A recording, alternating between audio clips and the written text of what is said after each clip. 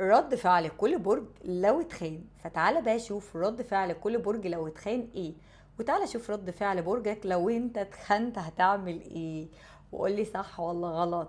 وخلوا بالكم من الابراج، لان رد فعلها في الخيانة بتكون صعبة جدا. وفي البداية زي ما اتعودنا في كل فيديوهاتنا لازم نصلي على النبي، واكتب انت برج ايه في كومنت. ويلا تعالوا كده نشوف برج الحمل بيعمل ايه. برج الحمل بينفعل فورا فورا، ويواجه ويطلع غضبه كله، وبعدها يقفل الباب وما يرجعش تاني نهائي للشخص اللي خانه. فخلي بالك من برج الحمل، لانه هيواجهك ومش هيكتم جواه، لكن للأسف هيبعد عنك وباي باي باي باي. طيب برج الثور بيصطدم في الأول وما بينطقش، بس جواه بتكون نار بتغلي، وبعد فترة يرجع أقوى ويعاملك كأنك مش موجود خالص. فخلي بالك، لأنه هيعاملك كأنك مش موجود، وساعتها انت مش هتفهم هو بيعمل معك كده ليه. برج الجوزاء يضحك ويهزر كأنه مش فارق معاه خالص، لكن بعد كده بيختفي وبيرد عليك للأبد، ولا سؤال ولا ندم. يعني مش هيعبرك، يعني الجوزاء هيختفي من حياتك من غير ما حتى يعاتبك. فخلي بالك. برج السرطان هيبكي ويتوجع ويلوم نفسه ويحاول يفهم ليه، وبالرغم من كسرة قلبه ده ممكن يسامحك، بس مش هينسى. بس للأسف هيسامحك. للأسف انت طيب قوي يا برج السرطان بجد.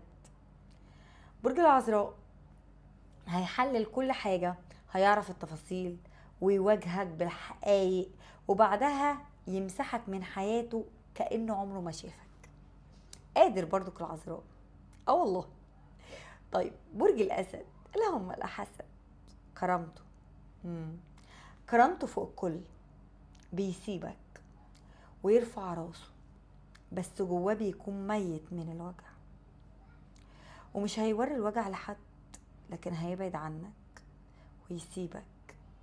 ولو فضل معاك هيعاملك كأنك مش في حياته، هامش، ملكش لازمة. أيوة، ده لو مضطر يعيش معاك ويكمل الحياة هيبقى بالنسبة لك وبالنسبة للي بيلبسه في رجله واحد. فبلاش تخون الأسد. برج العقرب أخطر رد فعل بين الأبراج، صمت طويل بعدها انتقام بارد وهادي، وبيختفي من حياتك فجأة كأنك مت. يلهوي. برج القوس بيتوجع ويهرب، يسافر او يلهي نفسه، لكن لو حب بجد الألم بيفضل جواه بس عمره ما بيرجع تاني، ما بيرجعش. برج الجدي بيتجمد، ما بيصرخش، ما بيعيطش، بيقفل مشاعره، بيطلع اقوى ويخليك تندم انك خنته او سبته. جامد برضو الجدي.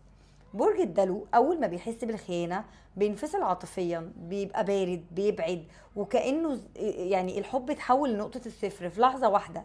خلاص هو نسي حبك اصلا. برج الحوت بينصدم، بينهار، بيقعد يكتب، بيسمع اغاني حزينه، وبعدها يروح بقى في عزله كده ويتعافى. يعني يقعد لوحده ويتعافى، ومستحيل بقى يحب تاني بدرجة الحب الأولاني. لا، ممكن يتسلى بقى بس يحب تاني دي مستحيل. فقولي بقى انت برج ايه، وفعلا ده رد انتقامك على الخيانة، وفعلا اتخنت من برج ايه؟ قولي كده في كومنت بسرعة. وفي النهاية نصلي على النبي تاني وخلص الكلام. سلام.